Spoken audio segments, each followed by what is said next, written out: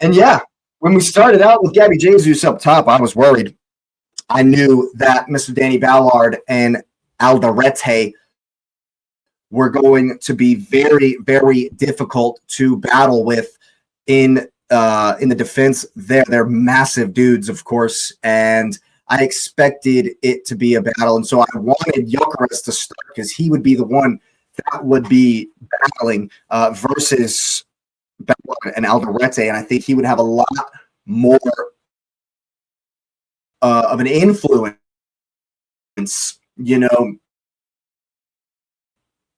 up top, and that was shown the first hour of this game. It was definitely shown for the first hour of the game. Struggled mightily, and we looked a little bit shell shocked in the beginning, a little bit like we didn't expect all the energy. Yeah, it's the winds. The winds here have been trying to blow out the power throughout the whole morning. It's been tough for sure.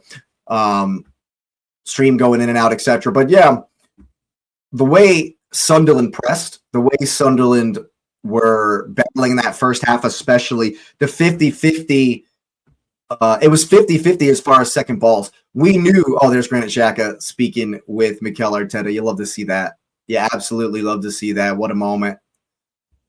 What a moment. All smiles from Granit Xhaka. That's awesome. That's awesome. Stuff to see, of course. Sunderland in that first half battled really, really well. Being there for share of the 50-50 balls. They very, very even in the first half. Bournemouth, they have tied Aston Villa. Aston Villa dropped more points, and we gained 2 more points on Aston Villa. They're running away with it, people. We're running away with the league. Yeah, absolutely love to see it. Yeah, absolutely love to see that. But yeah, I thought Sunderland did very, very well in that first half. They brought the energy we knew they were going to bring.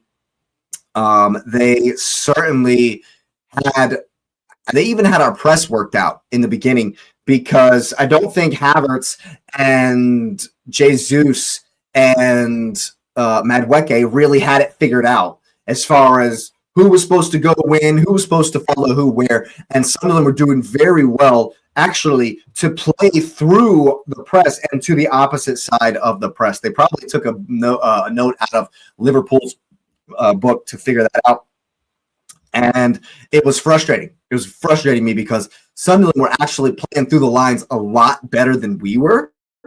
I thought we were hitting the ball too long, too many times, and we were getting in crosses, a couple of crosses in that first half. And I was thinking to myself, why the hell would you start Gabriel Jesus if the strategy was going to be long balls and crosses? So starting Gabby Jesus, for me, maybe it was a rotation thing. Maybe it was just to make sure Gyökeres,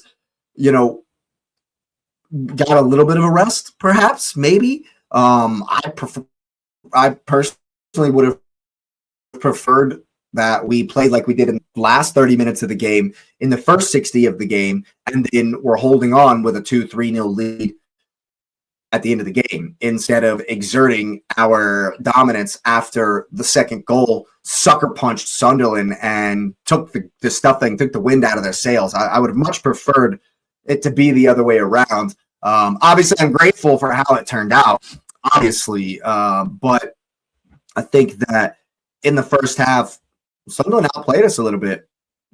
Definitely outplayed us a little bit, and we needed that goal from Zubimendi. 100%. Really, really, really needed the goal from Zubimendi. I think if it would have gone in 0-0 at halftime, we might have seen changes at halftime if it had gone in 0-0. And the goal from Zubimendi was absolutely monstrous. Absolutely monstrous goal from Zubimendi. I think that and then after that, in the next 5 minutes of the first half, we were starting to get a little bit of more control as we just saw out the half. But if we had not scored, if Zubi hadn't scored first, in that 42nd minute, I think it would have been a little bit different in that second half. It would have been a little bit nervy, even more nervy than it was before the second goal, because I thought that even though he did score that goal, I thought the second half started very similarly to how the first half went. I thought it was they were still playing well, no substitutions, no changes or anything, and so they were still had the some of the joy that they were having in the first half, and I was worried. William Saliba got booked. Brian Brobby, that's why homie is on the thumbnail, because Brian Brobby was really, really giving us a tough time of it today. And I knew he would. I knew, like I said in my preview, that he was going to be, he didn't care that Gabriel and Saliba were two of the best around at the moment. No problem. He's like, all right, bring him on. And he battled really well versus them. And I think that he was a big reason that we weren't winning a lot of the second balls. He's a very good hold-up forward. And I thought that he showed that today and gave us a lot of issues in the first hour of the game. And, Prague and Texas and myself, we were calling for it. We were calling for Jesus to be subbed off. Madueke as well, like, it just shows how his lack of end product, and that he really, really, really needs to work on what he does after he beats the man. Because when Madueke gets the ball, he's going to go at his man. And Reinildo had a very good game, number 17 for Sunderland. I thought Reinildo played really, really well. And we knew he would. He's a very good player. He's put in really, really good performances across the entire season. And every game that I've watched for Sunderland, Reinildo has been very, very good on the left-hand side. And so that is why they had the confidence to leave him 1v1 with Madueke. And I thought Madueke had some joy getting past him. But, of course, as we know, the end product, not necessarily the greatest. And so, of course, we were asking for reinforcements in that. And they came in that 60th minute with Viktor Gyökeres coming on for Jesus and with Martinelli coming on for Madueke. And immediately when they did that, we had more of a presence up top. Gyökeres immediately was winning first balls. We were finding it a lot easier to win the second ball because of his touch. And how crazy is that? Gyökeres has been absolutely lambasted for having not a great first touch, but he comes in and his hold-up play was fantastic immediately. We immediately started winning more of the second balls, having more of the territory. And the second goal, man, is just doing exactly what forwards need to do. Now, I want to go back to the first goal just to mention the fact that Trossard, who had a pretty good game, I would say,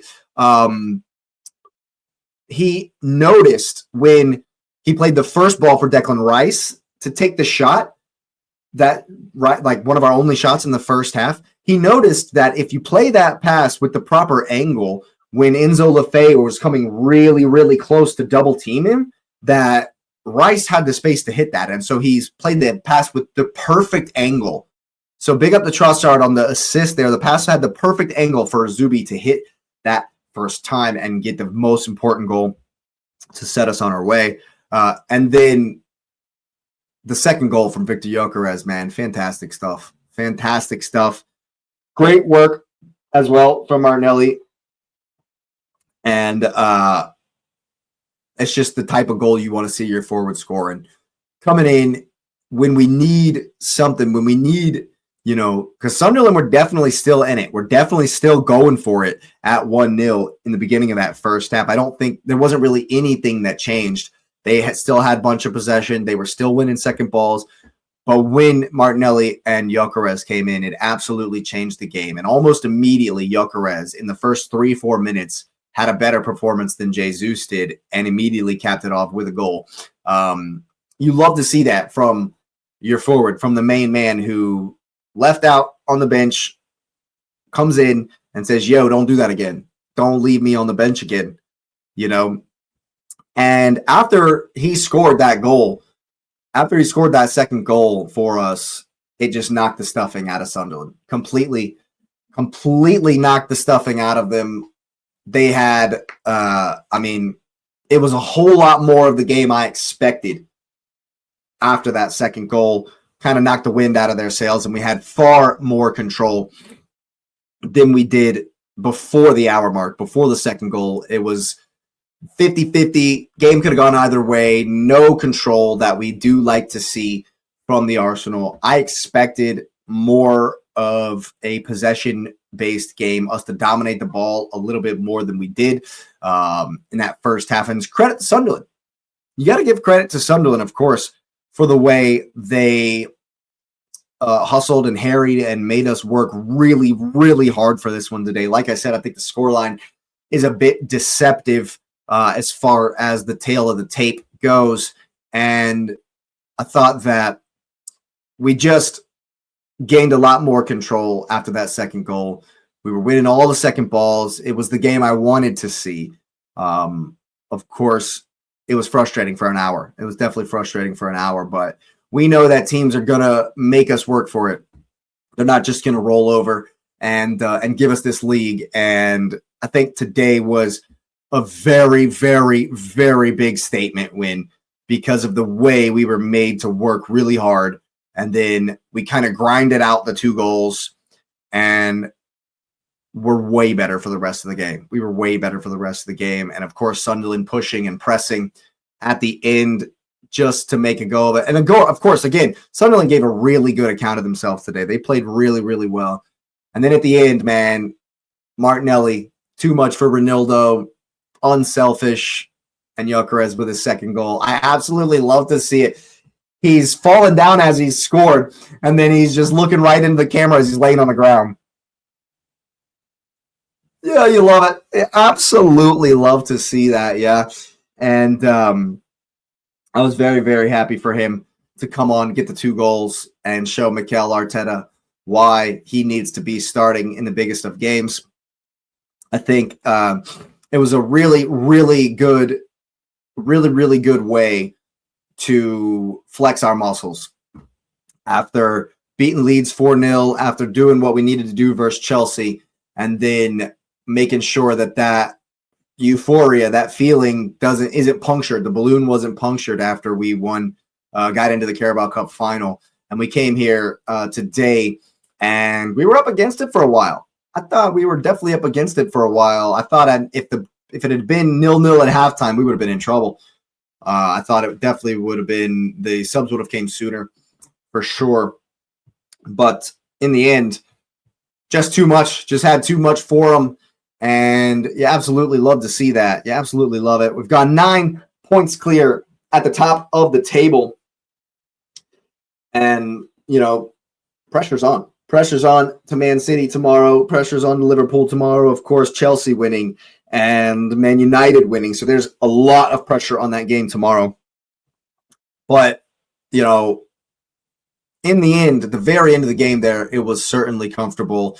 And once again, we were questioning Arteta, and he showed that he, even when, maybe takes a little bit of a risk with Jesus, he's able to make the right changes and get it right in the end and figure out how to win the game. So all in all, a good day. Hopefully it was just cramped for Trossard. I thought Trossard had a very good game. Madueke was decent, worked hard, but end product's not necessarily there. Jesus, not great. Zubimendi was poor. I'll be honest with you. He did not have his best game. He got the goal, and I thought that he would kick on and be better than he was before that. Is 4 or 5 misplaced passes today from Zubimendi. Maybe he's a bit shattered, bit tired. Hopefully, perhaps he'll get some rest versus Brentford. We might bring in Norgard against his old team, which would be just fine. He also got to come on to the pitch today. That was good. Eze got some minutes as well. I thought he looked decent when he came on. And you can tell that Gyökeres and Eze are comfortable together in the press, more so than Havertz and Jesus were in the press. they immediately kind of knew where to be, what to do, what they were going to do in relation to each other. And I certainly thought that that's a good relationship. I'm glad to see that it's working out moving forward, especially if Odegaard's going to be on the sideline for a while. I thought that it was way more of what we wanted to see after the second goal than and it was very interesting that, and of course goals change games, and Sunderland gave everything they could. And then that second goal just really, really knocked the wind out of their sails. And it was very good to see how we controlled the game for the rest of it, how we kept possession, which is what I thought we would do from the very beginning. And Sunderland made a game of it. Sunderland absolutely made a game of it. Great advert for the league, if you ask me. And so, 9 points clear at the top of the table. You absolutely love to see that. Finally taking the opportunity to really, really heap some pressure on the trailing pack, especially since Villa got a draw today. We're starting to pull away. Only City really hanging in there. And if Liverpool can do us a favor,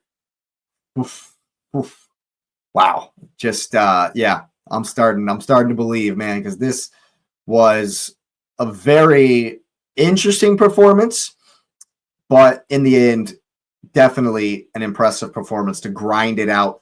We knew we were going to have to work hard. We knew Sunderland were going to bring the energy. I definitely think that Sunderland in a 3-0 loss were far better than away from home than I've seen them at some times. They were horrendous versus Man U at Old Trafford, horrendous at Burnley, but they really gave it a go today. And I think this is a huge statement win against a team that played very well. And I thought that, I'm just so happy. It just makes me feel amazing to see that kind of a performance versus a team that really gave it a go, and that we were able to flex our muscles there, stand up strong, and keep them at bay. Another shutout for David Raya. Willie Saliba absolutely was able to have a far better game after the yellow card than I thought he was going to have. Brian Brobby was giving him a lot of trouble. But I thought Gabriel did well today, of course. Calafiori looked a little rusty. Calafiori definitely looked a little bit rusty, but he, we weren't punished for it. Jurrien Timber was pretty good. Jurrien Timber was definitely had a good game. I thought that he had to work hard, certainly had to work hard versus Talby. But in the end, very, very good result for the Arsenal. Very, very enjoyable game that was, even though it was pretty intense for about an hour. Pretty intense until that second goal. They definitely really made us work for it. And I'm very, very happy to see that. And so, we march on. 9 points clear at the top of the table. We can put our foot up for the rest of the weekend and see what the chasing pack will do. Absolutely buzzing. Fantastic win. And my man of the match, I told you it'd be a surprise, but it's Viktor Gyökeres. It's Gyökeres who comes in, and we were up against it. We were up against it for an hour until that second goal, until he come on and put it to bed. Comes on, puts the game to bed, and gives us the control we needed. And even after that, he played well. Hold-up play was really good. Had some good touches. And then dunks in for some stat padding at the end. And now he's on 12 goals. 12 goals in all competitions, leading the line fantastically for the Arsenal. And I couldn't be happier. Couldn't be happier with that result. Couldn't be happier for the big man. And if you don't want to give it to Viktor Gyökeres, Declan mother effing Rice is an absolutely incredible machine in the middle of the park. And he gets the man of the match if Gyökeres doesn't. I'm going to give it to Gyökeres because I'm a forward myself, and I like that how the game changed. But as far as the whole 90, Declan Rice, bro. What do you say? I mean, thank you, West Ham. Can we give you more money? Because holy crap, Declan Rice has been absolutely incredible. Absolutely incredible. And I love him. I love it. I absolutely love it. What a win for the Arsenal. What a day it's been. And of course, Keep it locked in right here. We will be right back for the Brentford and Newcastle game. Make sure you're liking the stream on your way out. Subscribe if you are new. It'd be my pleasure to welcome you to the channel. Of course, hit the hype button if you got any of those left. And get that notification bell on so you know when we are live, because there's plenty more content coming down the pipe.